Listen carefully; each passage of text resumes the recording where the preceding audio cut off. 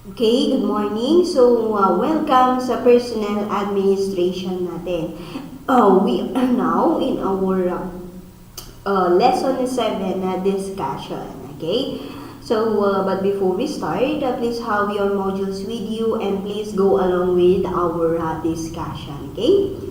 So, lesson 7, our lesson 7 will be the job. Let's discuss about the job analysis tools and the job description. So, at the end of this lesson, we should be able to identify the different job analysis tools that will help the managers list the data needed in a certain job. Okay? And number 2, determine the problems of job analysis and analyze the causes of these problems. So these are our objectives for our lesson 7. Okay, job analysis tools and job description. Okay, let's start our discussion with the job analysis tools. So we have here the FGA model, the FCHAS model, job scan model, competency model, the PAQ model, and the ONET model. So let's start discussing about the ONET model, okay? So ano ba yung ONET model na sinasabi nila dito? Okay? The beauty of this model is that it helps managers or job analysts in listing job related. Okay, pag dito sa ONET model, yung mga managers, they are able to list job-related data for a very large number of jobs simultaneously. Ayan. When we say simultaneously, agsasabay. Kung kung matilonganan, di ba? Okay? So, ONET, that is ONET model. Okay? Sabi dito, it helps in collecting and recording basic and initial data including educational requirements, physical requirements, and mental, and of course the emotional requirements. Okay? Ayan. So dito sa ONET model, ayan, nakaka-collect din sila ng initial data about sa educational requirements, kung ano ba yung dun sa job na yon, na ina-analyze nila, ano ba yung dapat yung additional requirements nila, or educational requirements, physical requirements, yung mental and emotional requirements about dun sa job. Okay? It also links the level of compensation and of course sa benefits. Ayan. Perks and advantages to be offered to a prospective candidate for a specific job. So, dinidiscuss dito sa ONET model about kung yung ano ba yung dapat sa position na yan, about sa job na yan, ano yung dapat i-compensate nila or ipasahod nila, magkano. What are the benefits and perks and advantages to be offered to a prospective candidate. Okay? So, sabi dito, yan, ONET model. Worker characteristics, worker requirements, ayan. Experience requirements, occupational requirements. So, ito yung mga sinasabi natin kanina. Workforce characteristics, occupation specific information. So, yun yung sinasabi natin sa ONET model. Okay? Now, let's go to FGA. So, ano naman yung FGA model? So, FGA stands for Functional Job Analysis and helps in collecting and recording job-related data to a deeper extent. It is used to develop task-related statements. Okay, sa functional job analysis naman, it helps us in collecting and recording job-related data deeper into the extent. Okay? So, for example, ano ba yung task niya? Ano ba yung nandoon sa knowledge, skills, abilities, ano ba yung dapat? Ayan. Ano ba yung dapat angkinin ng isang aplikante about sa knowledge, skills, anyan, yung abilities niya. Okay? And of course, yung outputs. Ayan. So, task statements, validation, ayan. Yun yung process ng functional job analysis, FGA scale scoring, ayan, until dun sa functional job analysis, okay? It is used to develop task-related statements. So, this work-oriented technique works on the basis of relatedness of the data, of the job data. So, paano yung relationship nila about i-relate mo yung data about dun sa job na i-offer mo. Saan ka ba kukuha ng data? Yung mga job-related data where complexity of work is determined on a scale of various scores, ayan, given for a particular job. So, yun naman pag functional job analysis. When we see PAQ model, ayan, PAQ model represents position analysis questionnaire. So, may questionnaire ka dyan. So, this well-known and commonly used technique is used to analyze a job. Ayan.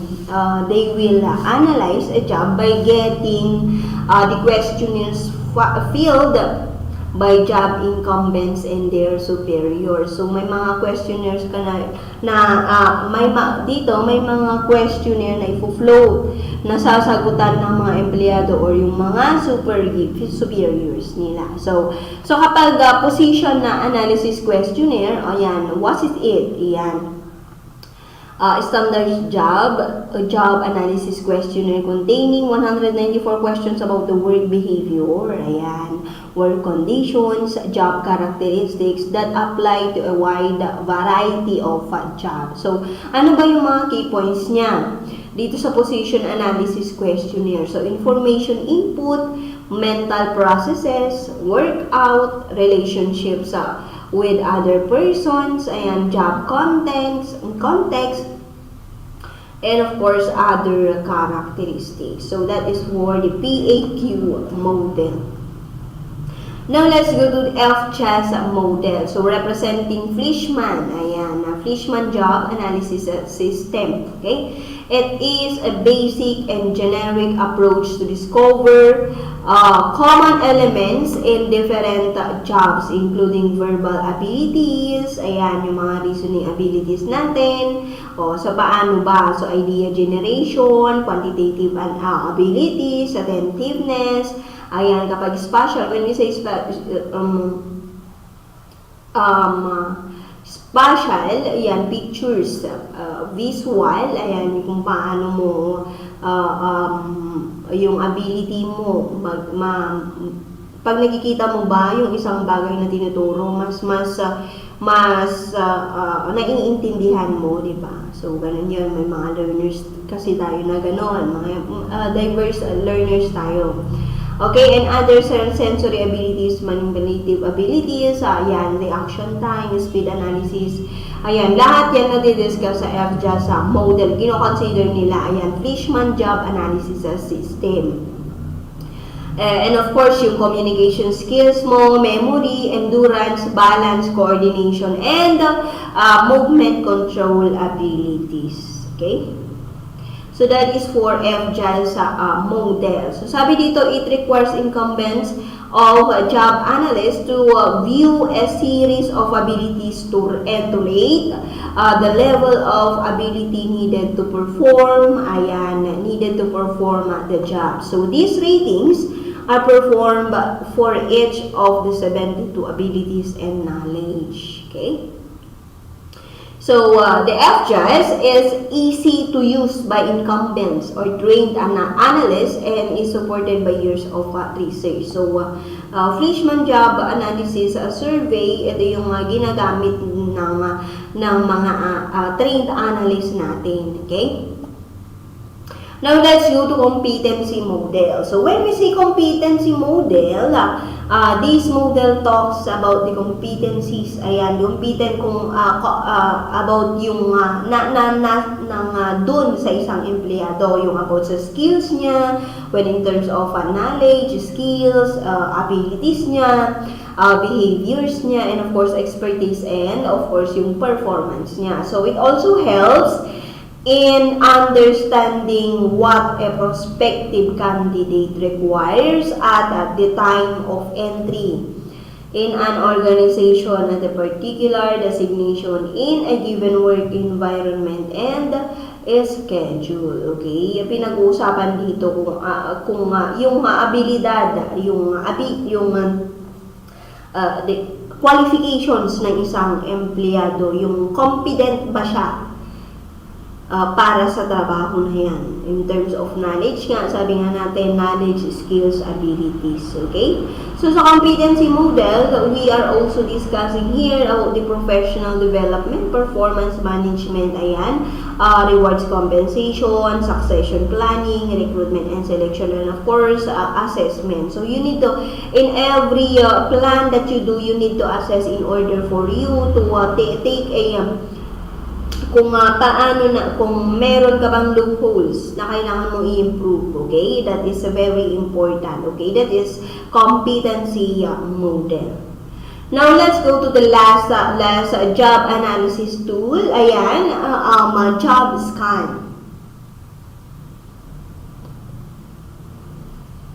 So, when we say job scan, this technique defines the personality dynamics and suggests an ideal job model. Ayan. However, it does not discuss the individual competencies such as intellect, experience, or physical and emotional characteristics of an individual required to perform a specific job. So, when we say job scan, this technique defines personality dynamics. So, you are going here to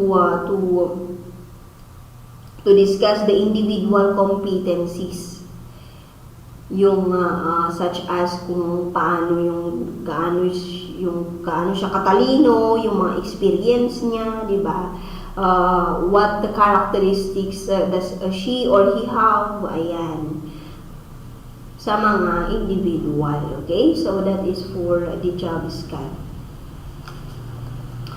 Before we move on to our next topic, I will just play a video of about the job analysis tools. Okay.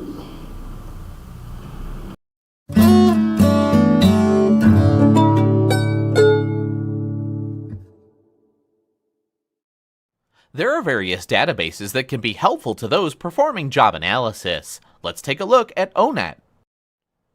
One free resource, the U.S. Department of Labor's ONET, provides data on over 900 different job titles, and the list is continually updated. Let's take a minute to go into a bit more detail on how ONET can help your organization with job analysis, job descriptions, and job specifications. ONET and its partner site, ONET Online, provides information on nearly 1,000 jobs that are common to many different businesses and industries. Once you've reviewed the toolkits that these sites provide, you might want to take a look at the ONET Online at www.onetonline.org. The ONET content module, located at the website that we previously discussed, identifies 6 categories within its occupational classification structure. Worker characteristics are enduring traits that influence a person's performance on the job, abilities, interests, work styles, and work values. Worker requirements, attributes acquired through experience and/or education, like knowledge and skills. Experience requirements like training and education needed, job zone, education, training, and experience. Occupational requirements, actual work performed on the job, including work activities. Workforce characteristics, labor market related information like wages and employment. Occupational specific information, detailed elements of specific jobs and tasks. Using the information from the content model, HR managers can create custom reports on each occupational search through ONET. So ONET is a handy, free resource for job analysis, job descriptions, and job specifications.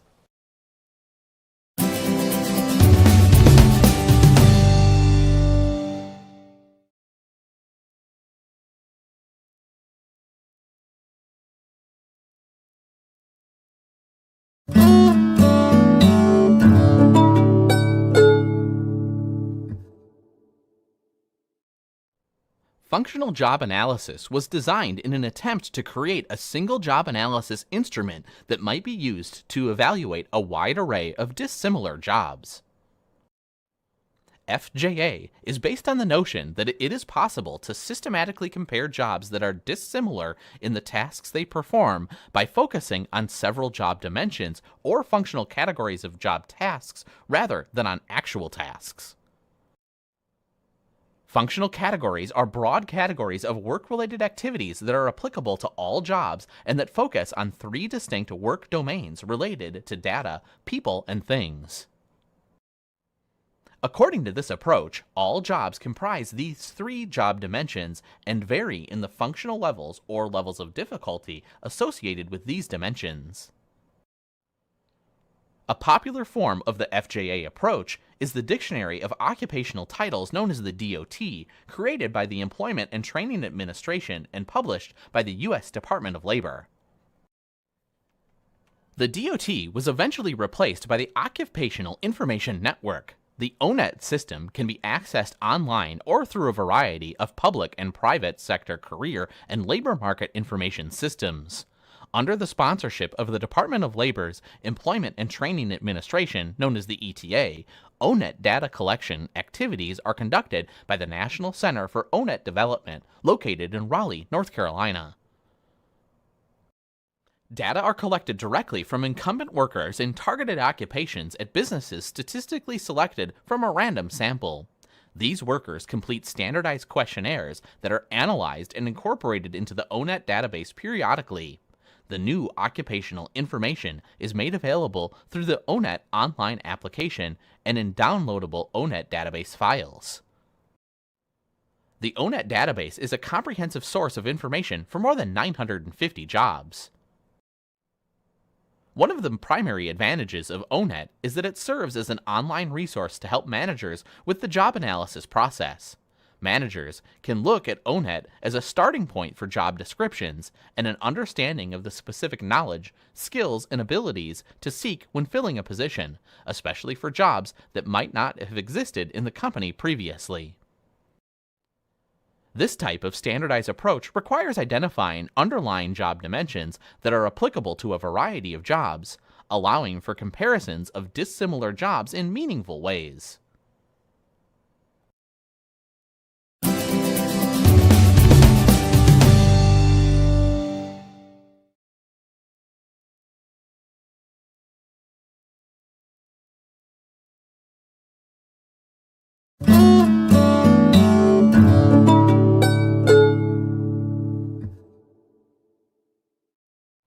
The common standardized job analysis technique is the Position Analysis Questionnaire, known as the PAQ. Let's take a look. The Position Analysis Questionnaire, or PAQ, is a 194-item survey that measures a number of different employee work-related behaviors necessary to perform a variety of tasks in different jobs. Of these survey items, 187 relate to worker behaviors that employees must display to successfully perform the required tasks of a job, like estimating sales or analyzing information. These 187 survey items are designed to measure the extent to which 6 broad job domains are representative of a particular job, including information input, where and how do employees get the information they need to perform the job, mental processes, what reasoning, decision-making, planning, and information processing activities do employees perform in the job, work output, what physical activities are required to perform the job and what tools are used, relationships with other persons, what relationships with other people are required to perform the job context, What are the physical and social aspects of the work environment in which the job is performed? And finally, other characteristics. What activities, conditions, or characteristics other than the previous 5 are relevant to the job? The underlying logic of this approach is that while specific tasks performed across jobs may differ, there are certain work behaviors common in the performance of most jobs. Procedurally, this approach follows a simple format. First, a job analyst assesses the extent to which different job elements are involved in a particular job. This is usually done through observation of the job and interviews with current job holders and supervisors. Then, the analyst rates the applicable job elements in terms of their importance to the job, the amount of time spent on the tasks, their extent of use, their possibility of occurrence, and any other special codes. Finally, these ratings are sent to the PAQ corporate headquarters, where they are scored and a report is generated regarding a job's scores on each of the dimensions. Because the PAQ is widely used for job analysis across many companies, results that are submitted to PAQ headquarters may be used to identify comparisons between similar jobs in different companies. Of course, as with all standard techniques, the PAQ has trade-offs. The disadvantages of the PAQ are that it's fairly complex, sophisticated, time-consuming, and potentially quite costly. And due to the complexity of the evaluation process, it's recommended that the PAQ be administered by trained analysts. In addition, the PAQ is believed to be more suited for blue-collar jobs than for professional, managerial, or technical jobs. Due to these limitations, the PAQ approach is not the most appropriate for analyzing every situation.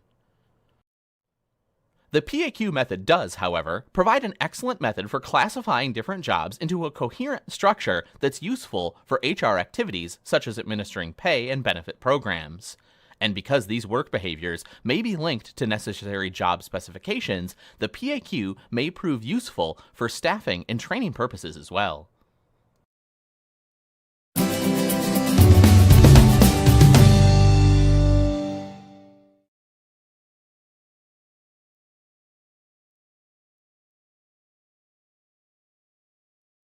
Okay, let's continue. So that is all about, the video is all about the job analysis tools. Okay? Para ma-explain sa inyo ng mas clear. Okay? So now, let's move on to our next topic about the problems with job analysis. So ano ba yung mga problema sa job analysis? Okay, let's start with lack of management support. So, when we say lack of management support, ayan, walang suporta yung management. Yung mismong management ng isang organization. So, the biggest problem arises when a job analyst does not get proper support from the management. Okay, the top management needs to communicate it to the middle level managers and employees to enhance the output or productivity of the process. Okay, so it is very important na kailangan yung management support nila. Okay? Now, sabi dito, they may have a notion that this is being carried out to fire them or to take any action against them. So, in order to avoid such circumstances, ayan, kapag if the problem arise on the management, ayan, top management must effectively communicate the right message to their incumbents. Ayan, so they should dapat meron tayong proper communication with the management together with the middle management so that they can support the job analyst work. Okay?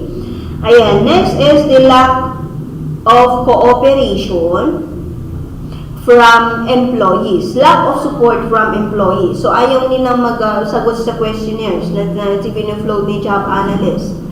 about sa trabaho. So, if we talk about collecting authentic and accurate job data, ayan, it is most impossible to get real and genuine data without the support of employees. Kasi sa kanila manggagaling mismo yung data na yun, di ba? So, if they are not ready to cooperate, it is a sheer wastage of time, of course.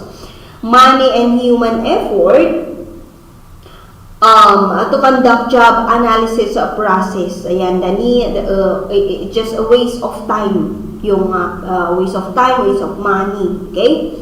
At saka human effort. Kung if the employees are hindi nila sinusuporta yung sinasabi ni job analyst na yan. Okay? The need is to take the workers in confidence and communicating that it is being done, ayan, to solve their problems only. Okay?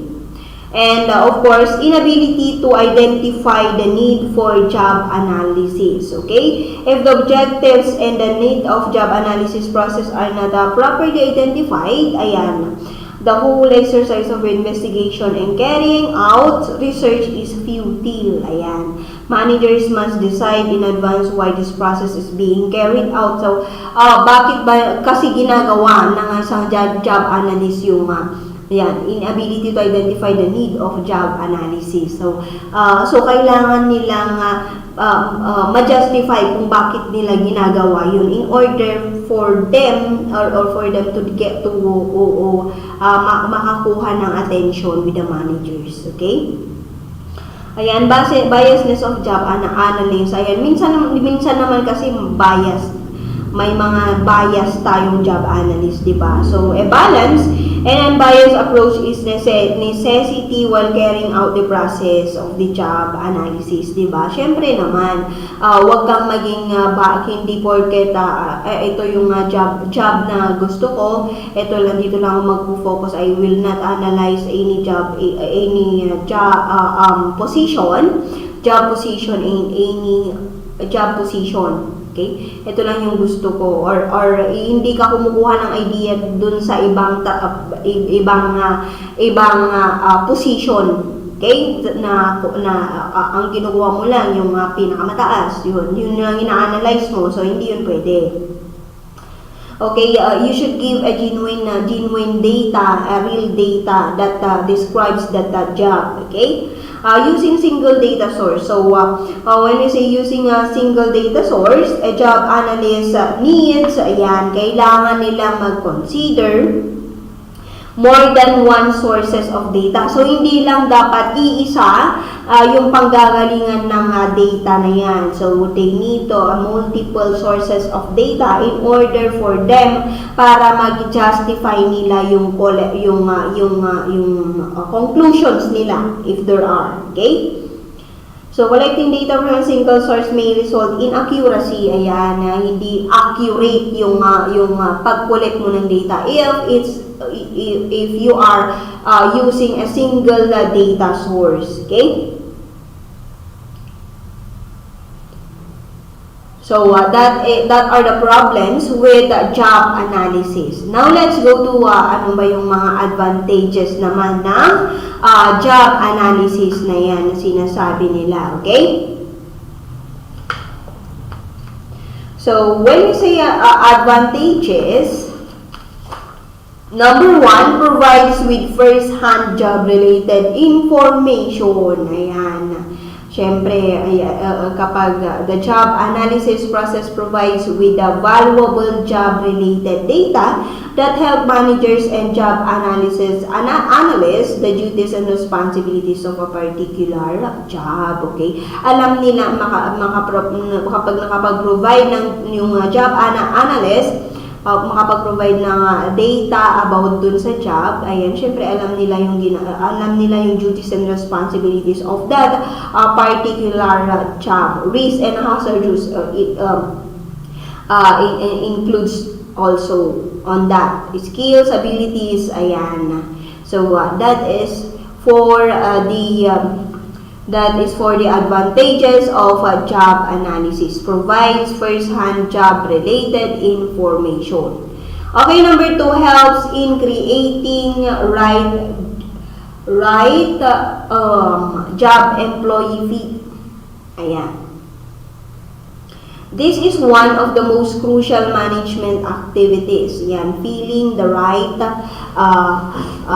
the right person in a right vacancy. Ayan, tama ba yung ma-hire mong tao para diyan sa vacant na yan, di ba? So it is a challenge on the part of the human resources manager, di ba, sa HR department to hire the right person at the right job. Okay?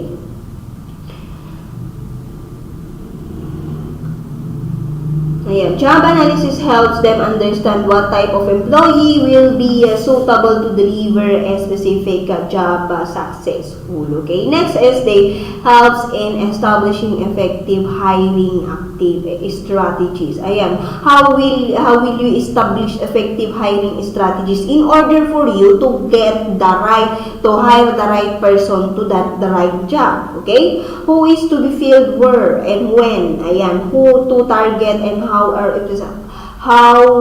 for a specific job opening. Okay, job analysis process give answers to all these questions. Ayan, yun yung silbi ng job analysis na sinasabi natin. That is why it is called advantages of job analysis. Ayan, trabaho ng mga job analysis yan. Okay? Ayan, job analysis process gives answers to all these questions and help managers in creating, establishing, and maintaining effective hiring practices. Okay? Number 4 is guides to performance evaluation and appraisal processes. Ayan. Siyempre, ipino-provide din yan ni job analysis, yung guide mo sa pag-evaluate ng performance ng isang empleyado and how you appraise an employee if he or she done well to the company, di ba? Or if she or he contribute to the company, to the success of the company in order for that company to attain its goals, okay? Job analysis help managers evaluating the performance of employees by comparing the standards or desired output with delivered or actual output. Okay, so on this basis, they appraise their performance. Ayan, the process helps in deciding whom to promote and when to promote. Diba? So, sino yung ipopromote ba natin? Kailan ba natin siya i-promote, di ba? So, ganun yun. So, it also guides managers in understanding the skill. Ayan, the skill gaps so that the right person can be fit at the particular place in order to get desired output. Okay? And next is helps in analyzing training and development needs. Okay, the process of job analysis gives answer to the following questions. So, ano ba yung process natin? So, sabi dito, it helps in analyzing training and development needs. So, ano ba yung mga kailangan dito sa job na to? Or ano ba yung kailangan mo? Kunwari na-hire na yung empleyado, so ano pa ba yung kailangan niyang training and development? Okay? Yan din yung provide ng job analysis. Okay? Who to impart training? So, when to impart training? So, kailan yung training na yan? What should be the content of that training? What should be the type of training? Is it behavioral or about sa technical? Who will conduct that training? So, it is very important na malaman kung ano ba yung dapat nakakailanganin na training para sa job na yan. Okay? Number 6 helps in deciding compensation package for a specific job. So, ito yung sinasabi natin that it will help in deciding compensation, di ba? Kapag nakapag-analyze ka na, ito mahirap tong trabaho na to. That is why mas malaki yung sahod niya. May benefits siya. So, that is for the advantages of job analysis. Okay? Now, let's go kung may disadvantages yung may advantages yung job analysis. Meron din naman tayong disadvantages of job analysis. So, ano naman yung disadvantages niya?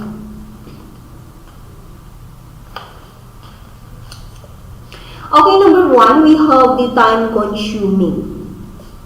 So, when we say time consuming, ayan, ano lang yan. Wala naman tayong makukuha dyan. Diba? Time, pang ano lang yan, nasasayang lang yung oras dyan. Kasi i-analyze mo yung isang trabaho, hindi naman, wala naman may dudulot na maganda. So, ganun yung post natin minsan, diba? So, the biggest disadvantage of job analysis process is that it is very time consuming. Kasi syempre, ina-analyze mo nga, diba?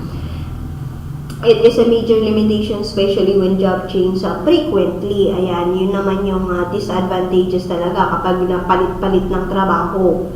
So, it is time-consuming. So, number two, involves personal biasness, diba? So, if the observer or the job analyst is an employee of the same organization, the process may involve his or her personal likes and dislikes. Ayan, kapag ayaw ka na ng empleyado, ayaw kang empleyado, or ayaw kang boss, ayan, nagiging bias yung ano natin, yung magiging resulta dun sa pag-a-analyze natin. Okay?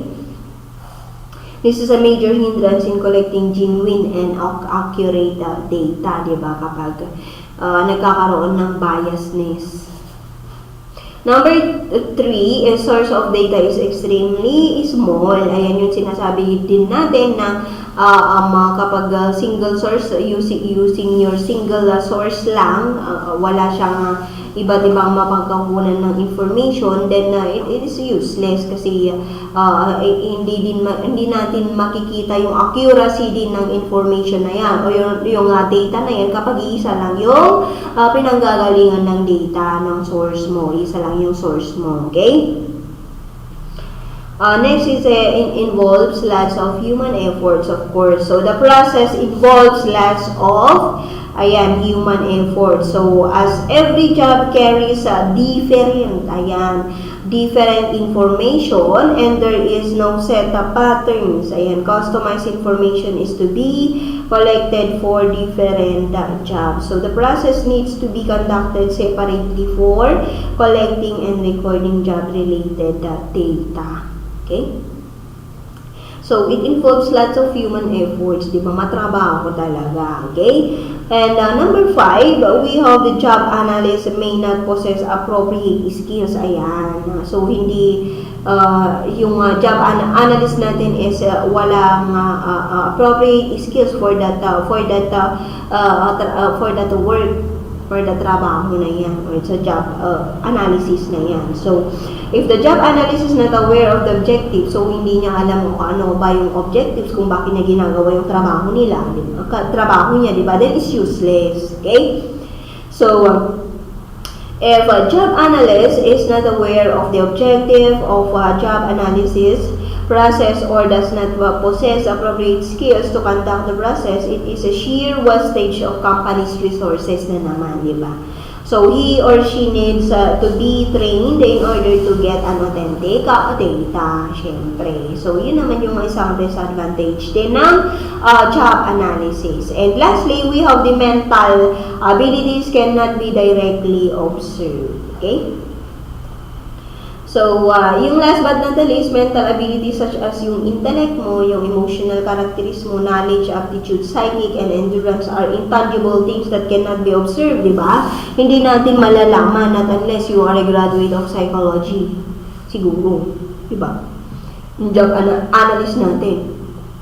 People act differently, ayan, in a different situation. So, hindi mo talaga malalaman, lalong-lalo na kung somewhat ano yung ino-observe mo na yan, di ba?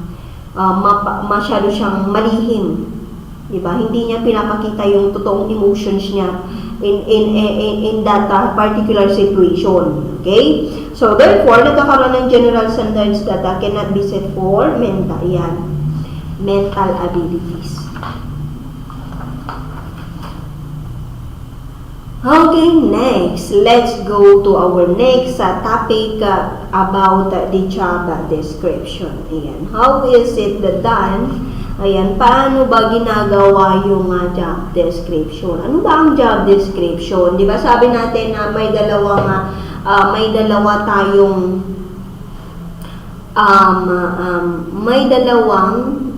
two methods of job analysis. We have job description and the job specification. Now, let's first discuss the job description. So, how is it?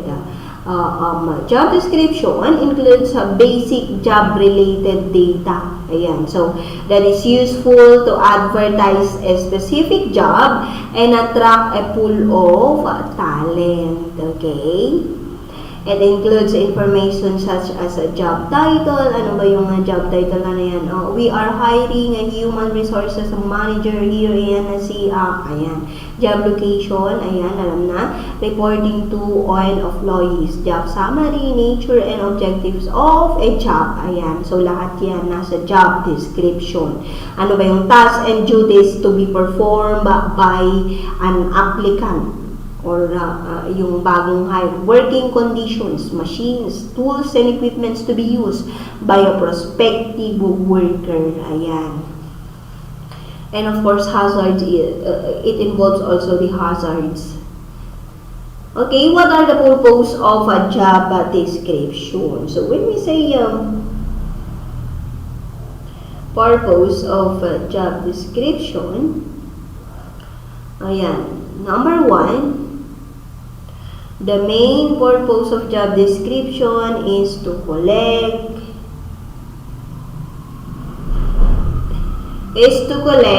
job-related data in order to advertise for a particular job. So, it helps in attracting, targeting, recruiting, and selecting the right candidate for, of course, the right job. Okay? It is done to determine what needs to be delivered in a particular job, diba? So, kapag alam na natin yung job description ay, ito yung job description. So, ito dapat yung ipopossess ng isang applicant, diba? So, it clarifies what employees are supposed to do if selected for that particular job. So, ito yung gagawin ko, diba?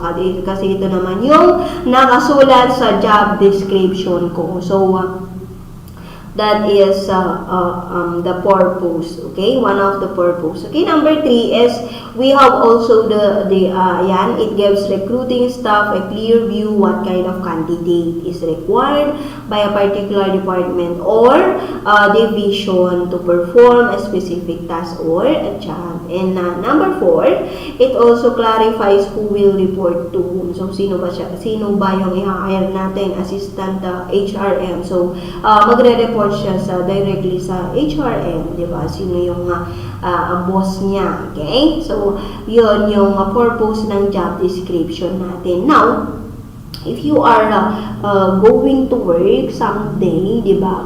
Kung wala ba dun sa job description mo, yung pinapagawa sa'yo, are you going to do it? Ayan. Baka naman sasabihin mo, wala po sa job description ko to. Why should I? So, ganun ba yun dapat? So, when it's up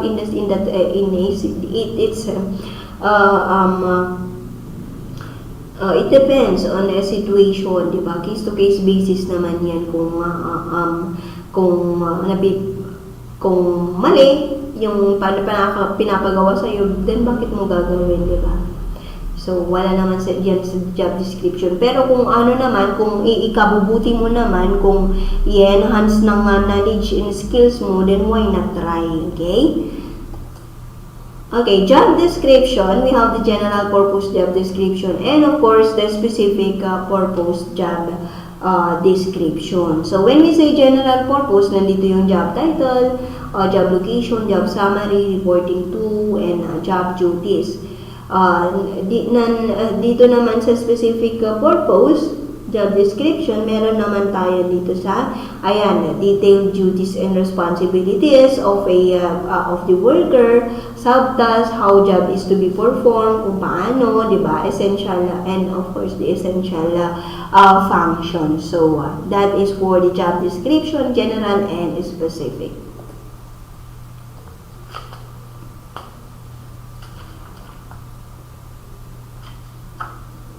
Okay. So, sa module ninyo, we have here the example for job description.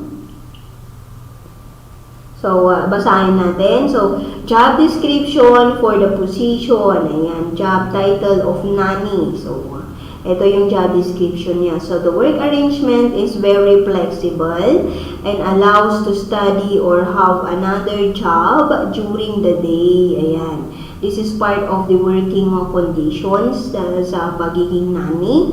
The person would be helping me with my 2 boys, age 3 and 6. Who are both in the nursery school, after school clubs, full time from 8 a.m. until 5 p.m. So, this is the job summary. So, you will have a free boarding, room and meals, ayan, $75 per week, your own room, and a free bicycle to use during the time you are with us. So, working conditions yung sinasabi niya din.